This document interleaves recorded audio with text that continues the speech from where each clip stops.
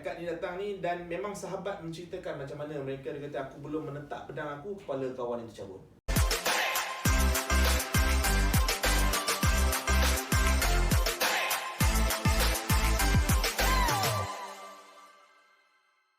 Bismillahirrahmanirrahim. Assalamualaikum warahmatullahi wabarakatuh. Alhamdulillah bersama dengan saya Ikrami Umar. Saya Hilmi Salam.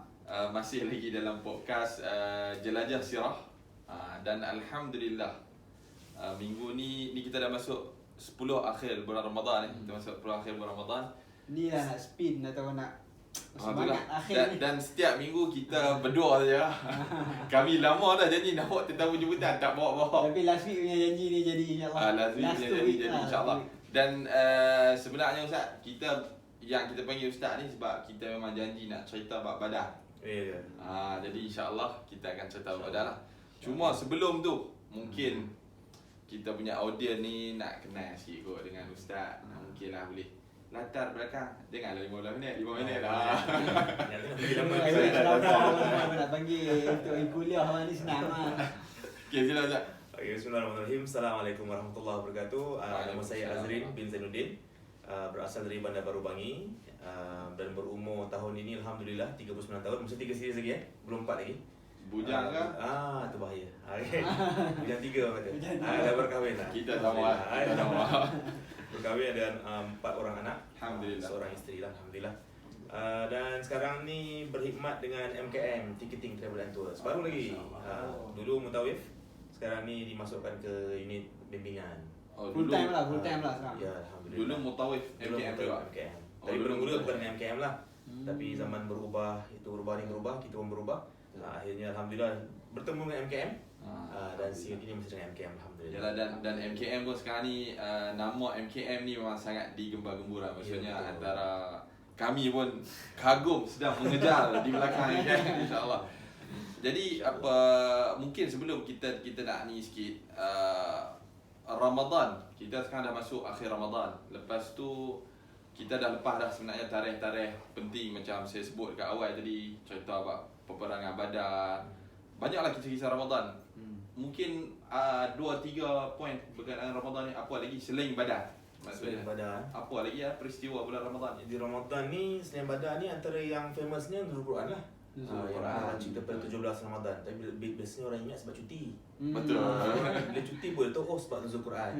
Kadang-kadang ada yang tak faham pun. Tak faham. Nuzul Quran dah apa? Tak tahulah kita cuti. Betul, yang penting cuti. Tapi Nuzul Quran ni menunjukkan Ramadan ni bulan yang turunnya Quran, menunjuk kepentingan Quran kat situ. Maksudnya Ramadan ni bulan yang Allah bagi kebaikannya antara Quran tu turun, kita banyakkan baca Quran, bertambah lagi pahala.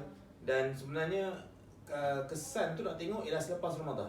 Itu yang paling penting kan. Kalau tidak kita malam tu juzuk kan tarawih kan. Maksudnya tadarus lagi, baca mulai baca Quran lagi, tapi tengok mula tu Syawal tu Quran pergi mana. Jaga tutup sampai Ramadan sekali lagi. Betul-betul musim Quran lah Ramadan. Ya, betul. Habis Ramadan habis. Tapi alang-alang dah biasa macam tu kita puluh juga kan. Tapi sebaiknya Ramadan ni ialah madrasah untuk lagi 11 bulan tu. Bukan 11 bulan tu prepare untuk Ramadan. Kita balikkan dia. Sebulan boleh puasa, takkan apa tak boleh puasa dah. Sebulan boleh tutup aurat, boleh mengaji, takkan tak boleh lepas tu kan. Betul. Kita jadikan betul-betul tu yang panggil istilah madrasah Ramadan. Okay, insya-Allah. Jadi itulah kami sebenarnya memang lama dah duk tunggu berkenaan dengan Badar ni. Cuma mungkin sebelum kita start berkenaan Badar ni. Bila masuk bulan Ramadan dulu saya rasa tak tahulah, mungkin 5 tahun lepas masuk bulan Ramadan ni popular Badar. Cerita, kuliah, ceramah. Tapi wallahualam tak tahu, mungkin sama ada saya aja ataupun orang lain juga nampak sejak kebelakangan ni rasa macam kurang sikit cerita berkenaan dengan Ramadan. Makin sunyi dah. Makin sunyi. Tahu sebab apa? Sebab travel agency dia bawa pergi Taif je. Dia tak bawa pergi Badar. Orang makin lupa lah. Tapi ni elok lah. Ini sebab bimbingan di MKM kita TG kita bawa pergi Badar balik. Balik kita pergi Badar. Dah sebab itulah kalau dulu memang bila masuk bulan Ramadan terus yalah macam tadi kan nuzul Quran. Yalah antara faktor sebab cuti, tapi Badar ni memang sangat popular, boleh katakan sangat popular. Bila sebut je perang Badar dulu, saya rasa saya pun tak tahu macam mana boleh dengar cerita perang Badar, tapi secara tak langsung dia jadi macam setiap tahun Ramadan dengar, tapi sejak kebelakangan ni dah hilang. Sekarang ni macam seakan-akan Uhud tu lebih betul. Popular daripada Badar. Sebab trip umrah mesti pergi Uhud. Itulah sebab. Jadi itulah bila sebut perang Badar. Badar ni mungkin yang ni secara ringkas apa yang saya faham. Secara ringkas kita tak ustaz ni, ustaz perang hak berlaku dalam bulan Ramadan. Lepas tu dalam keadaan jumlah yang sikit. Dalam keadaan bulan Ramadan tu kita dah berpuasa. Lepas tu tak bersedia. Jadi apa yang mungkin kalau kita nak cerita panjang ni, saya rasa ustaz akan cerita 3 hari 3 malam kat kita. Tapi saya tahu banyak kita akan buat episod besar. Cuma mungkin secara ringkas apa yang boleh ustaz gambarkan dulu berkenaan dengan perang Badar. Okey. Perang Badar ni kalau tengok, biasa orang sebut Badar ni orang akan sebut Badar Al-Kubra. Betul tak? Badar yang besar. Besar kenapa? Sebab besar ni ialah besarnya dugaan yang dihadapi orang Islam ketika itu. Sebab Badar ni macam saya cakap tadi kan, Badar ni berlaku dalam keadaan orang tidak bersedia. Betul. Kalau bersedia pun bersedia untuk pergi main geli-geli je orang cakap. Betul. Pergi, so Nabi pun sebut, aku dapat maklumat, Nabi hantar masa tu Sa'id bin Zaid dengan Talha, tak silap saya. Nabi hantar untuk pergi risik-risik dan Nabi yang dapat tahu, kan? ya, Nabi dapat tahu Abu Sufyan sedang pulang dengan 50,000 dinar lebih kurang dia punya nilai harta kan. Jadi Nabi kata, mana tahu kalau kita pergi, moga-moga dapat balik harta yang dah dirampas oleh orang Quraisy dulu. Jadi tu kata geli-geli tu. Dia bukan nak berperang. Sebab 50,000 dinar tu daripada hasil modal dia tu. Rampasan kan? Rampasan yang tinggal oleh orang Muhajirin. Yang ditinggalkan. Jadi kenapa dipanggil Badar Al-Kubra? Sebab ketika itu benda ni berlaku, dia melibatkan keimanan. Orang Ansar sendiri ketika itu mereka berbaiat dengan Nabi asalnya untuk pertahankan Nabi di Madinah. Betul. Bukan untuk pergi berperang kan, bukan untuk keluar Madinah. Jadi disebabkan keimanan mereka kepada Nabi, cinta mereka kepada Nabi, apa hadis Nabi sebut tu? La yu'minu ahadukum hatta akuna ahabba ilaihi min walidihi wa walidihi kan. Tidak sempurna iman kamu sehingga kamu mencintai aku lebih daripada mak ayah kamu dan anak kamu sendiri. Jadi sebab cinta diorang ni kepada Nabi ni, so mereka decide kita pergi juga. Tapi itulah cumanya bila dia bukan sebenar-benar perang, dia tak ramai lah. Tu yang cakap antara 313 ke 317 orang kan. Sebab beza tu katanya ada Nabi hantar spy yang 2 orang tu, ada yang kata 313 tu yang ada bergerak sekali. Jadi tak apa, nombor itu bukan keimanan kita. Betul. Jadi kenapa dia panggil Al-Kubra? Kenapa dia penting? Sebab punca dia dan hasil dia dan kesan dia sangat besar bagi umat Islam. Tambahan pula, dia ni perang besar yang pertama dalam Islam. Berlaku pada tahun ke-2 Hijrah, kan 17 Ramadan. So 17 Ramadan sama dengan Nuzul Quran tu. Orang dia fikir Nuzul Quran je. Ingat Nuzul Quran. Lepas ni dia tukar. Mana-mana yang institusi Islam ni tukar. Cuti sempena Badar Al-Kubra. Badar Al-Kubra. Nama baru lah. Pusing sikit. Nuzul Quran pun sama, tapi Badar Al-Kubra. Kan, bos semangat sikit orang tak nak cuti. Nak pergi berjuang juga kan. Okay, bila sebut apa Badar Al-Kubra, sajalah mungkin soalan saya tolong timbulkan untuk audio ni dah. Sebut Badar Al-Kubra, perang yang pertama sebut Badar sebab berlaku di Badar kan. Nama tempat tu Badar, berlaku di Badar, jadi kita panggil perang Badar Kubra. Jadi ada Badar Kubra, adakah ada juga Badar Sughra? Badar Sughra tak dengar lagi. Mesti dengar Badar Kubra je. Dah mungkin ni persoalan yang ada juga tadi. Tak pernah dengar pula Badar Sughra. Selalu duk jamarat Sughra, Wusta Kubra. Ni tiba-tiba Kubra tu. Jadi Badar Kubra je. Jadi maksudnya betul kan saya? Maksud yang ustaz kata tadi dinamakan Kubra tu bukan sebab ada Sughra. Tapi disebabkan perang tu satu perang yang kita kena ingat, satu perang yang besar kan. Besar pengorbanan dia dan kedudukan ahli Badar ni selepas pada 10 orang dijamin syurga. Tinggi itu kelebihan dia ahli makam. Badar ni, tinggi makam dia orang ni. Jadi itu kebesaran lah. Kan dapat syurga kebesaran lah, siapa tak nak syurga kan. Jadi mereka ni walaupun ada ulama yang kata ada ahli Badar ni lepas pada perang Badar tu, walaupun Allah sebutkan mereka ni masuk confirm syurga lepas 10 orang tu, walaupun ada juga yang bermasalah. Ada yang buat perangai sikit-sikit, yang kaki prank orang kan. Ada yang pernah terlibat dengan fitnah atas Aisyah, ada yang pernah bocorkan rahsia pada musuh-musuh Islam. Tapi ulama hukumkan mereka ni, hukuman dunia tu dia kena. Kalau dia kesalahan memfitnah ke, bocor rahsia ke, dia kena hukuman tu. Tapi di akhirat nanti dia diampunkan dosa, dia terlepas. So dia letakkan kedudukan mereka tu, kebesarannya tu selepas 10 orang sahabat yang dicekan syurga tu. Itu kelebihan. Itu kelebihan. Itu nama Badar Kubra datang tu. Dia semua yang pergi hadir dapat ke yang betul-betul syahid tu? Yang pergi hadir, yang balik hidup, yang syahid dapat, termasuk juga ada beberapa orang yang tak pergi tapi dapat. Siapa kita ceritakan siapa? Yang tak pergi Kita pula tanya. Tak pergi tapi dapat pahala sama macam orang Kita kena tanya. orang Badar. Saya buat jadi host. Ada seorang sahabat Nabi. Menantu Nabi nama Uthman. Uthman masa nak pergi Badar tu kan isteri dia meninggal kan. Ruqayyah isteri meninggal kan. Jadi Nabi letak Uthman tinggal kat situ, tinggal kat Madinah, uruskan kebumian semua. Tapi pahala dia sama macam orang yang pergi Badar. Yang meninggal dia ketika sebab niat dia dah ada nak pergi asalnya.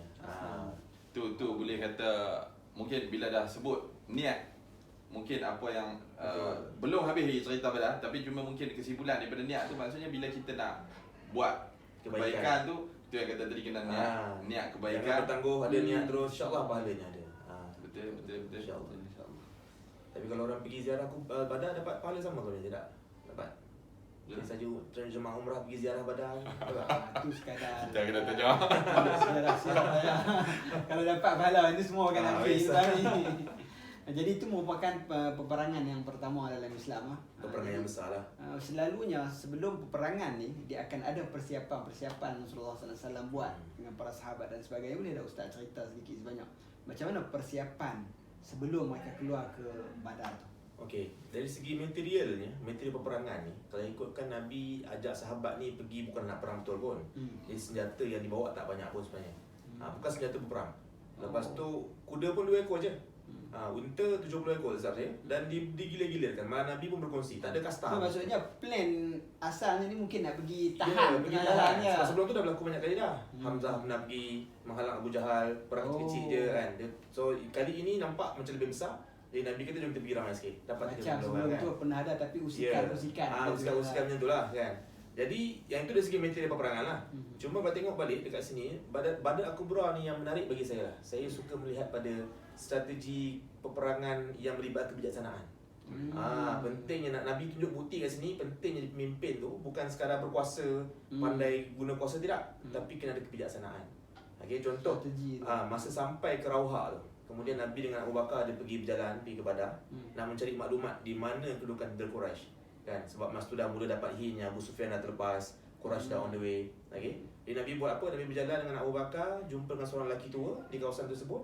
Nabi tanya lelaki tua tersebut. Nabi kata, "Ada dengar cerita tak Muhammad dengan orang Madinah datang ke sini?" Oh, Nabi sendiri tanya. Nabi tanya. Takkan dia dia tu. orang Badar pun tak kenal dia. Kan, Nabi kata, "Dengar cerita tak orang Quraisy datang sini?" Orang tua tu kata, "Ada." Nabi kata, "Kat mana kedudukan mereka sekarang?" Jadi orang tua ni pun kata, "Aku tahu, tapi aku tak nak beritahu. Melainkan kau beritahu kau siapa." Jadi Nabi kata, "Aku tanya dulu kan. Dia kau jawab, nanti aku beritahu." Jadi orang tua ni pandainya orang ni pun. Dia kata kalau ikut pada maklumat yang aku dapat, Muhammad keluar pada tarikh sekian. Jadi pada hari ini sepatutnya di kawasan ni. Orang Quraisy pula keluar pada tarikh sekian. Pada hari ini sepatutnya dekat kawasan sini. Dia pun orang kawasan. Dia orang kawasan tu lah, orang kampung tu. Jadi bila Nabi dapat maklumat tu, Nabi cakap, "Okey, terima kasihlah bagi maklumat." Dan dia pun bertanya balik. Jadi kau janji nak beritahu kau siapa? Bijaksana Nabi sebut apa? Nabi kata, "Nahnu min ma." Kami dari air. Saya pernah non-Muslim tanya pada saya, kawan saya yang non-Muslim ramai yang suka baca pasal Nabi ni, kita jangan leka. Okey, dia tanya, dia kata, "Kenapa Muhammad menipu? Kalau betul Muhammad di pihak kebenaran, tipu kenapa cakaplah kau dari Madinah?" Saya kata, "Ini bukan penipuan. Engkau datang dari mana?" Saya kata dia. Dan dia kata, "Aku daripada KL." "Tak, asal kau daripada mana?" Dan akhirnya dia faham, non-Muslim dia faham. Dia kata, macam orang tanya ni, makan kat mana? Betul, bukan kat mulut kan, bukan kat kedai nasi kan. Jadi rupanya yang Nabi masukkan nanu min ma tu, kami dari air, ialah kita manusia semua hakikatnya semua daripada air mani. Betul. Melainkan Adam dan Nabi Isa. Kan? Tak ada ayah kan? Jadi Nabi tidak menipu. Jadi dekat sini dengan Nabi bagi jawapan yang macam tu, orang tua tu pun termangu-mangu. Air mana pula ni? Iraq ke? Iraq ada sungai kan? Air mana ni? Dan Nabi terus beredar. Jadi dia pun tak dapat jawapan dan dia pun let go je lah. Kan? Dan Nabi bila menyembunyikan identiti bahawa dia adalah Muhammad dan dia juga tentera Islam dah sampai di mana. Sebab kalau dia sebut akulah Muhammad yang tanya tadi. Kan betul lah kan? Betul. Kebijaksanaan ni yang penting. Tapi orang kafir pun bijaksana juga. Abu Sufyan contohnya. Kenapa dia tahu tentera Muhammad kat mana? Abu Sufyan ni dia nampak najis unta. Dia pergi kuat-kuat najis unta tu jumpa biji tamar. So dia terus tahu. Dia kata ini unta Madinah. Sebab orang Madinah je bagi unta dia makan kurma. Punya hebat orang Madinah ni. Dia je bagi unta makan kurma. Tu yang Mutayy sibuk jual kurma kat jemaah umrah. Kurma di Madinah banyak lah kan memang semua kan. Jadi Abu Sufyan pun pandai juga. Dia nampak tu dia tahu. Okey, maknanya Muhammad ada di sini. Tu yang dia pun twist, dia tukar. Dia ikut jalan lain, dia selamat. Dan selepas Abu Sufyan dia buat apa benda tu, dia hantar Damdam. Damdam bin Amru Al-Ghifari rasanya. Ini pelakon hebat. Pelakon hebat. Bagi belajar daripada dia. Dia buat apa? Dia pergi utusan pergi ke Mekah, sampai ke Mekah dia cederakan diri dia. Dia masuk cederakan diri dia potong dia cederakan unta dia. Dia potong hidung, dia potong telinga, darah tu sapu kat badan dia, dia koyak-koyakkan badan dia, baju dia, dan dia pergi ke orang Mekah kata, "Tolong kita kena serang Muhammad." Masa tu yang trigger Abu Jahal, Abu Lahab, ada 9 bin Yelah bila Quraisy. nampak macam tu dia dah Betul. beremosi lah. Sebab dia takut harta dia kena rampas. Abu Jahal ni dia bukan risau apa, dia risau harta dia. Ya. Risau harta dia. Jadi itulah menunjukkan persediaan tu ada walaupun tak ada dari segi material, tetapi kebijaksanaan tu penting. Bukan Nabi je ada, orang kafir pun ada. Tapi dengan kebijaksanaan tu sebenarnya kita mampu menyumbang kemenangan yang besar bagi perjuangan kita tu ketika itu. Bercakap tentang Badar ni juga, mungkin kita boleh ceritakan dekat kita punya viewer kita yang tengah tengok ni. Badar ni sebenarnya dia terletak dekat kawasan mana? Mungkin orang tak tahu lagi benda ni. Kan? Kita yang dah pergi selalu, mungkin kita tahu lah kat ni pejam mata tu boleh sampai insya-Allah. Tapi kedai makan semua tahu dah kat mana kan. Cumanya dekat sini nak tahu dekat mana dia punya betul-betul terletak, jauh ke daripada Mekah, daripada Madinah, macam mana dia punya. Dah boleh tahu dah tapak tempat peperangan. Badar ni kalau ikutkan dia lebih kurang 130 km daripada Madinah.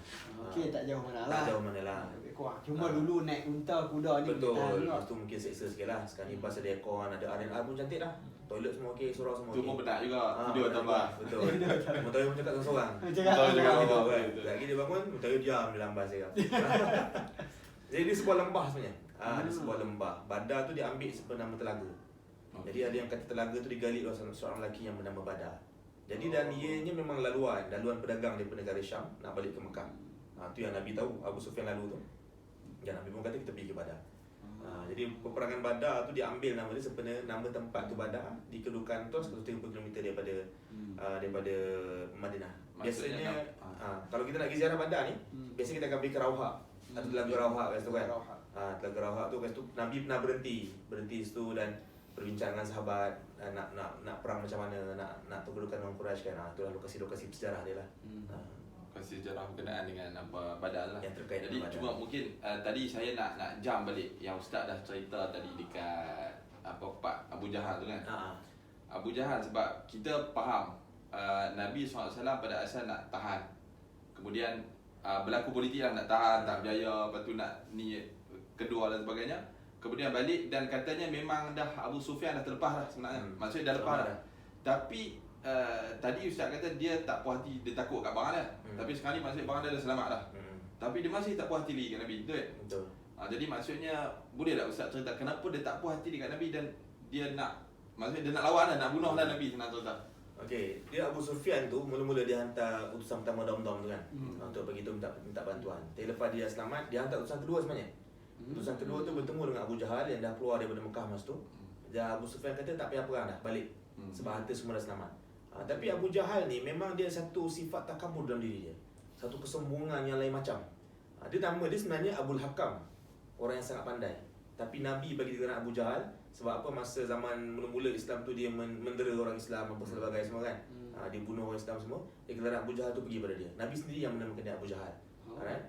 Jadi Abu Jahal ni sebab sifat takabur dia tu, memang dia keluar berperang tu dengan 1,300 anggota asalnya. Tapi bila datang utusan tu cakap tak payah, boleh balik, ada satu kabilah ni patah balik. Tarik diri dalam 300 orang. So berbagi 1,000 orang lah. Jadi memang sifat takabur dia, sifat dia rasa dia nak menang dan dia geram dengan Muhammad ni lama dah. Kan? Daripada dekat Mekah dia boleh, Muhammad ni buat gerakan senyap-senyap sampai bertambah umat Islam. Sempat pada satu grup berjaya lah. Habsyah. Kan dia pula lepas pula pergi ke Madinah, lepas rumah dikepung. Apa luar biasa hebatnya orang ni kan. Jadi dia geram lah.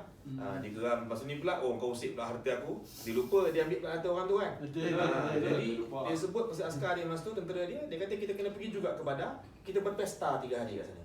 Kita minum kat sana puas-puas. Dan orang kafir ni tengok perangai ni, dia pergi perang, dia buat apa tau? Dia bawa wanita. Wanita ni fitnah dunia sebenarnya. Fitnah bagi orang lelaki. Sensitif kat tu, topik lain. Jadi dia bawa wanita ni sebab apa? Wanita ni dia bawa sebagai satu pemberi semangat. Nak berjoget ke, nak menari ke, malah mungkin melibatkan hubungan memuaskan seksual mereka ke, supaya mereka boleh berperang dengan tenang kan. Malah dalam perang Hunain pun boleh tengok juga.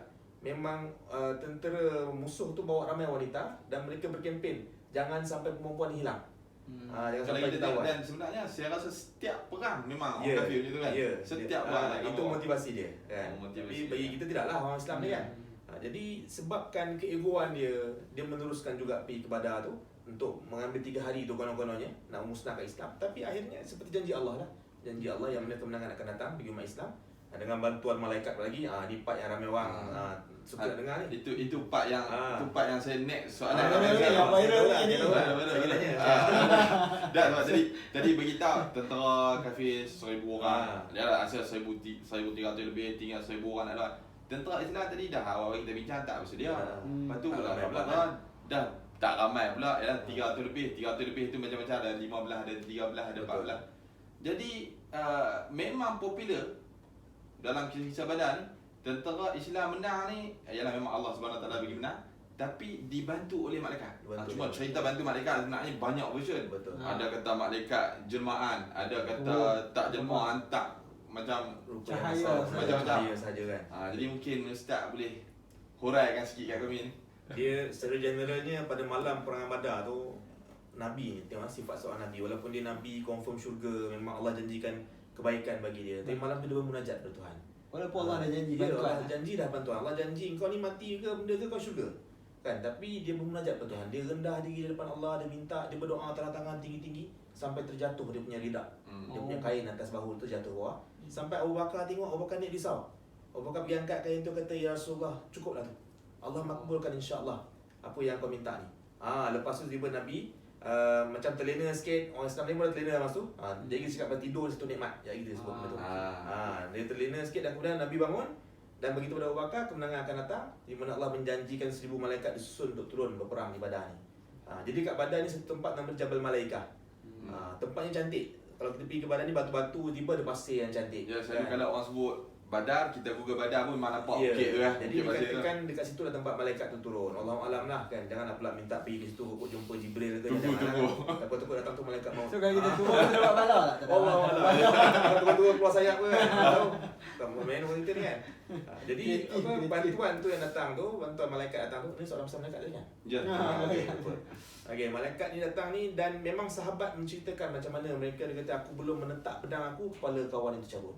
Aku belum mahu berontak, tangan kawan ni putus. Maksudnya itu memang ada dalam riwayat. Ya, malah disebutkan bahawa pada dalam perang Badar, Rahikul Maktum ada sebut syaitan sendiri lari. Lari. Syaitan pun lari tengok perang Badar ni. Dia pun rasa takut tengok perang Badar ni. Yalah, Syaitan silap lagi dia kena tarik sekali. Dia kan jahat macam orang, masa tu tiba-tiba dia pun merasa taklah kata dia insaf kan. Tapi kawan tu pun cabut lagi. Dia datang dalam jemaah manusia lah dan dia pun cabut lagi ketika itu. Okey, sebab apa? Nampak keberadaan malaikat di situ untuk membantu orang Islam. Dan Nabi pun sebut kepada para sahabat, lepas perang tu berakhir, Nabi kata nak tahu tak yang mana yang dibunuh oleh malaikat, yang mana yang korang sendiri bunuh. Jadi disebutkan mana-mana kesan potongan yang ada kesan terbakar dekat tangan, dekat leher ke, itu ialah kesan libasan pedang malaikat. Ada dicerita tak berapa jumlah malaikat yang turun tu? Kalau tak silap saya 1,000 malaikat yang turun. Allah hantarkan 1,000 orang. Allah hantarkan 1,000 malaikat. Ini Allah nak tunjuk je kat Rasulullah ni, aku bantu. Ya, betul. Betul je nak tak seorang suka tak? Betul. Satu Saya je seorang boleh kan? Seorang dah boleh dah. Dan memang seingat kan ada Nabi SAW beritahu, maksudnya bukan hanya dari kalangan tentera Islam saja, tapi dari kalangan malaikat yang setiap ibadah pun ada macam mana tengok? Fadilat. Maksudnya saya tak ingat hadis tu. Cuma Nabi SAW beritahu maksudnya kan orang yang mulia lah. Kan selepas tu berlaku perang Uhud. Ramai yang join perang Uhud tu sebab mereka tak join perang Badar. Mereka rasa rugi tak join dengan ganjaran yang diberikan. Cuma dalam yang maksud saya hadis ganjaran tu diceritakan bukan hanya orang tentera Islam saja, tapi dari kalangan malaikat-malaikat pun dia dapat juga kebaikan tu. Ada Allah fadilat. mungkin saya pun tak pasti ada tu. Kita mana-mana kan lagi pula dia kan. Betul. Okey, jadi cerita pasal peperangan Badar tadi dibantu oleh para malaikat apa semua tu. Kemudian bila nak habis peperangan tu berlaku kan, macam mana dia punya penghabisan peperangan? Kita dah bercakap dah daripada pemilihan tentera tadi, kemudian pergi ke Badar, berperang di Badar. Kemudian macam mana dia punya penghabisan? Adakah kaum musyrikin terus lari balik ke? Buat muslimin semua mati ke? Semua mati ke? Dia penghabisan Badar ni satu, macam mana Allah muliakan orang Islam dan menghina orang kafir. Okey. Satu, memuliakan orang Islam ni dengan mematikan majoriti ataupun hampir ke semua ketua orang-orang kafir datang ketika itu. Oh, ramai mati ya. Yang mati 70 orang daripada pihak kafir Quraisy Mekah ni. Orang Islam yang mati 14 je. Jadi kalau ikut logik akal 1,000 lawan 313 takkan 14 yang berbunuh kan. Tapi kadang-kadang dalam Islam logik akal tolak tepi. Kan. Logik akal ni kadang tak terguna pakai dalam Islam ni. Betul. Jadi dekat situ kita nampak 70 orang kafir yang mati tu, 70 orang lagi pula ditawan. Jadi 140 orang. Nisbah yang besar lah banding dengan 14 kan. Betul. Dan kemudian 70 orang yang mati tu termasuklah Abu Jahal, Umayyah bin Khalaf, pembesar-pembesar Quraisy ketika itu. Okey. Dan dekat sini satu benda yang menarik yang saya suka nak berkongsi, macam mana rahmahnya Nabi ketika itu. Walaupun yang mati itu ialah orang kafir, yang banyak mencemuh Nabi, menghina Nabi, mendera orang Islam, menyiksa orang Islam. Tahun duduk Betul, tangkap. lama. Lebih. Rampas harta, lepas tu dah lepas harta tu masih sombong lagi. Betul lah. Kan? Tapi Nabi buat apa? Nabi tetap menghormati mayat mereka tu. Nabi masukkan dalam satu perigi dan dikambus. Cuma lepas tu Nabi dia sebut pada mereka ni. Nabi sebut nama seorang-seorang, Nabi panggil nama seorang-seorang. Nabi kata, mana janji yang kau sebut Tuhan kau janji tu? Sedangkan Tuhan aku hanya tunjukkan janji dia yang kami menang. Kan? Jadi Umar tanya kepada Nabi. Umar kata, kau cakap buat apa dekat mayat terderuh ni? Dan Nabi kata, sesungguhnya wahai Umar, wallahi mereka mendengar lebih jelas daripada apa yang kau dengar sekarang. Betapa hina yang Allah jadikan orang kafir ketika itu. Dan mereka tak boleh jawab pada masa betul, tu. tak boleh jawab masa tu. Sesalah setelah kematian. Betul. Abu Jahal masa mati dia dah tunjuk dah hina dia kan. Sebelum dia mati tu kan Abdullah bin Mas'ud pergi.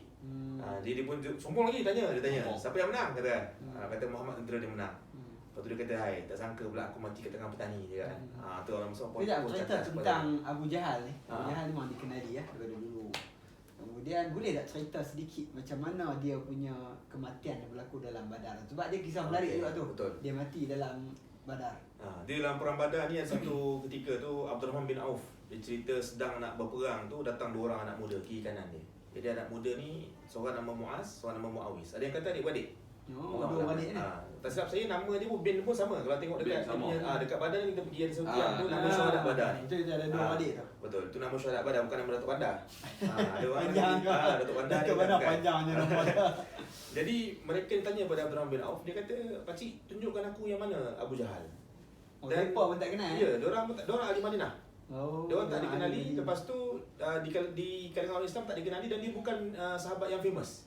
Dan dia pun muda lagi, baru 16 tahun, 17 tahun. Anak muda. Anak muda. Jadi Abdul Rahman pun pandang kat dia, kata, kenapa kau cari Abu Jahal? Dia kata, aku dapat tahu Abu Jahal dia teruk sangat dia dengan Nabi. Dia menyakiti Rasulullah. Jadi aku nak jumpa dia hari ni, aku nak selesaikan sama ada dia mati atau aku yang mati. Jadi Abdul Rahman pun tiba-tiba pusing sebelah, ada seorang lagi cakap benda yang sama. Dua anak muda ni. Kan, cakap benda yang sama. Memang mencari mati. Dengan cara nak membunuh musuh Nabi. Okey, Abdul Rahman pun tunjuk. Dia kata, tu depan tu Abu Jahal. Abu Jahal ni sebab besar orangnya, so senang dikenali lah. Jadi dia kata anak muda ni terus pergi dan kemudian mereka pun berjaya lah menjatuhkan Abu Jahal dengan tetakan pedang mereka tu. Ada yang kata kena di kaki sehingga cedera dan sebagainya. Dan kemudiannya dua-dua ni jumpa dengan Nabi. Dua-dua klaim, ya Rasulullah, aku dah bunuh Abu Jahal. Kawan dia kata, aku yang bunuh. Nabi kata, dah cuci pedang belum? Kata, belum, tunjuk pedang. Dia tunjukkan pedang, Nabi kata, kamu berdua yang bunuh Abu Jahal. Tapi Abu Jahal tak mati terus lah masa tu. Dia cedera parah, dia jatuh. Tu yang kata Abdullah Mas'ud datang tu. Masa dia tinggalkan tu tak mati lagi. Tu tak mati lagi. Tu yang pergi, dia ni kan besar. Allah Mas'ud ni kecil orangnya. Dia pergi, dia tu yang kata kesombongan tanya lagi. Siapa yang menang kan? Nak mati dah tu. Dia tanya Tanya lagi siapa yang menang? Kata Muhammad yang menang kata kan. So dia kata, aku ni kena bunuh dengan petani je. Kawan tu angin tu pancung kepala dia, tunjuk kepada Nabi. Nabi kata, haza fir'aun li hazihil ummah. Sebab perangai macam Fir'aun kan. Jadi itulah Fir'aun. Betul. Fir'aun untuk umat ini. Dia yang nak kontrol segala-galanya, dia jahatnya kan. Jadi itulah pengakhiran dia. Kesombongan dia semua akhirnya bawa dia mati di tangan budak yang jaga kebun kan. Dua orang budak tu. Abdullah bin Mas'ud pun dulu tak ada apa-apa dan akhirnya dihumban ke dalam perigi. Kan. Nak beritahu betapa hinanya. Betul. Betapa besar, betapa angkuh egonya ketika Betul. hidup, Janji dan Allah betapa itu pasti, hinanya kan? dan janji Allah itu pasti. Jadi mungkin dah tu secara ringkas lah cerita berkenaan dengan Perang Badar. Kak ada Ustaz nak tambah perjalanan? Satu poin lagi yang saya rasa benda ni penting yang menunjukkan kita sebagai orang Islam ni, kita perlu mendulukan Allah, mendulukan Nabi daripada benda lain. Contoh dalam Perang Badar ni, kalau ingat nama Mus'ab bin Umair. Okey. Mus'ab bin Umair ni kan asalnya anak orang kaya kan. Betul. Bila dia memilih Islam ni, kesian dia. Mak dia potong allowance dia, perfume dia dulu yang paling mahal di Mekah Madinah tu. Di Mekah tu. Kira perfume dia tu orang jalan orang tu ni perfume Mus'ab. Jadi masa hari Badar ni, Mus'ab ni adik dia kot antara tawanan dia tangkap di kalangan orang Quraisy. Jadi masa dia nampak adik dia kena tangkap tu, dia kata kat orang-orang Madinah ni, tali ikat kuat sikit. Dia ni mak dia kaya. kita boleh minta wang tebusan. Oh. Mak dia mak aku lah. Adik ya. Adik dia kan. Oh, Tapi sebab dia dah menemukan agama tadi kita cerita tu. Jadi sampai adik dia kata, Mus'ab, kita ni adik-beradik takkan tak nak tolong. Kita saudara. Mus'ab kata logiknya apa? macam tu. Ya, Mus'ab kata apa masa tu? Mus'ab kata saudara aku ni orang-orang Islam Ansar. Nampak? Maksudnya kekafiran tu maksudnya dia mendulukan saudara seagama daripada adik-beradik dia sendiri. Malah Abu Bakar pun masa tu kan ada anak dia belum masuk Islam kan, Abdul Rahman kan. Dia tanya mana harta aku, Abdul Rahman. Dia cakap panggil anak dia. Anak kata harta kau dah hilang dalam angin. Nampak? Jadi maksudnya agama itu Allah dan Nabi, keimanan, akidah itu mendahului segala benda termasuk persaudaraan. Walaupun ada sahabat yang sedih tengok bapak dia mati, dia Islam, bapak dia kafir kan, dan bisikkan satu yang menenangkan jiwa dia semua kan. Tapi menunjukkan, saya rasa kita sebagai orang Islam perlu ingat benda ni. Apa-apa pun, dulukan Allah, dulukan Nabi, barulah perkara ini. Itulah yang nak kata, benda tu sebenarnya benda tu yang sepatutnya ada dalam diri kita. Betul. Tapi memanglah sangat jauh lah, macam ada hadis Nabi yang kalau kita bab sedekah pun, kalau kita bagilah sedekah lah sebesar Bukit Uhud sekalipun, tak boleh sama dengan para sahabat yang bagi secupak. Jadi nak abang ada, yalah, tapi itulah. Dan sebenarnya itu juga tujuan kita buat podcast, tujuan kita jemput ustaz untuk sentiasa menasihati, untuk nak mengingati kita bukan, sebab nak kadang-kadang bila kita duduk di yalah kehidupan kita atas muka bumi ni hari-hari dengan ujian, dugaan, dengan apa yang kita hadapi, kita dia orang kata apa, bukanlah lari jauh, cuma kadang-kadang dia terfokus lebih sikit. Terleka sikit. Terleka sikit. Jadi benda-benda itulah mungkin kita harapkan Ramadan tahun ni mengingati kita balik. InsyaAllah. Mungkin akhir saya nak minta daripada Ustaz, daripada kisah peperangan Badar, kita dah cerita, dah audio kita pun dah dengar kisah nama-nama sahabat, beberapa orang, 2-3 orang sahabat, kisah-kisah apa Nabi SAW perjuangan dan sebagainya. Mungkin saya nak minta kisah perang Badar ni, apa yang boleh kaitkan dengan kehidupan kita hari ni yang boleh kita jadikan pengajaran. Mungkin ini nasihat untuk semua lah, kami sekali. Okey, baik. Kehidupan kita sekarang ni, especially lepas beberapa peristiwa COVID dan sebagainya, saya rasa ramai orang yang merasa kehilangan banyak benda. Betul. Yang sekarang ni mereka cuba nak membina semula diri mereka kan. Betul tak? Jadi saya rasa macam Badar ni sebenarnya menunjukkan banyak benda kat situ, betapa pentingnya kita punya ketakwaan dan tawakal kita kepada Allah Subhanahu Wa Taala. Okay, contoh tengok macam jumlah amount yang kecil 313 boleh menang dengan jumlah yang 1000. Persiapan yang sikit boleh menang dengan persiapan yang lengkap kan. Apa lagi? Ketakwaan yang ada ketika itu kan, Nabi Allah sebut berpuasa ni la'allakum tattaqun. Tiba-tiba masuk pergi perang pula. Nampak makin susah, dah susah. Abang kata apa? Jatuh di timpa tangga. Dah lah susah, harta kena rampas, peperangan punya kelengkapan tak ada, tiba puasa pula, nak pergi perang pula lagi. Tapi sebenarnya ketika itu kesusahan yang berlaku tu, kesusahan yang wajib kita buat tu, yang puasa tu, menambah ketakwaan kita.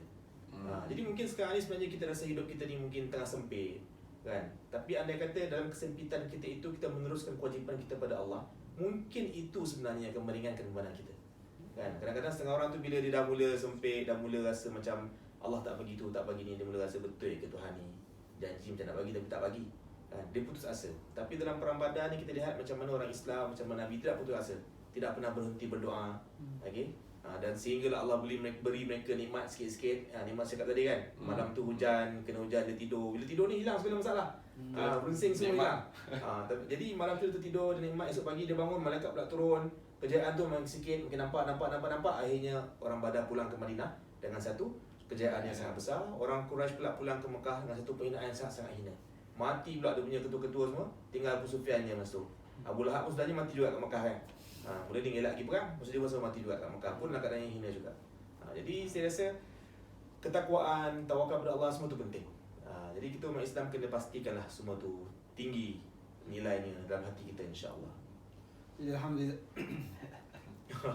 Kena minum kan? Jadi itulah, jadi alhamdulillah saya rasa banyak dapat dan kita boleh ambil lah yang mana yang bermanfaat tu, praktikkan dalam diri kita. Yang penting itulah macam kesimpulan yang Ustaz buat tu, mungkin saya tambah sikit kesimpulan juga. Yang mana kadang-kadang kita ni bukan apa, kita kadang-kadang macam Ustaz cerita tadi, awal orang Islam diuji susah, kemudian Allah bagi kemudahan sikit-sikit. Kita hari ni dia bukan masalah apa, dia doa terus nak dapat lala. Betul. Itu yang jadi masalah. Dia kadang-kadang mungkin kita nak kena yakinkan diri kita yang bila kita minta kepada Allah dan kita kena bersangka baik dengan Allah. Kena dengan hadis Nabi kan. Kena. Allah wa Betul. antum mungkin Nabi ijabat. Dan Allah sebenarnya kita tak boleh salah sangka. Kita selalu cakap Allah tak bagi aku. Bukan Allah tak bagi. Allah lebih mengetahui apa yang kita perlu. Betul? Betul. Kadang-kadang kita rasa kita perlu A, sebenarnya B lagi bagus untuk kita. Dan mungkin Allah kata tak perlu hari ni, Allah nak bagi nanti. Jadi mungkin setakat itu. Terima kasih banyak-banyak Terima Ustaz. kasih jemput saya. Terima kasih. Nak jemput lagi ni. Banyak dengar cerita ada banyak cerita ni. InsyaAllah. Dan saya harapkan dapatlah bagi manfaat kepada kita punya audien kita punya viewers. Teruskan like kami punya podcast, subscribe, komen apa yang baik-baik. Kalau nak jemput Ustaz tajuk apa bagi tajuk kami boleh jemput, bagi lagi tajuk. Jadi itu saja. Terima kasih lagi sekali Ustaz. Selamat berpuasa dan selamat hari raya. Kita nak raya dah minggu depan. Jadi itu saja daripada kami. Assalamualaikum warahmatullahi wabarakatuh.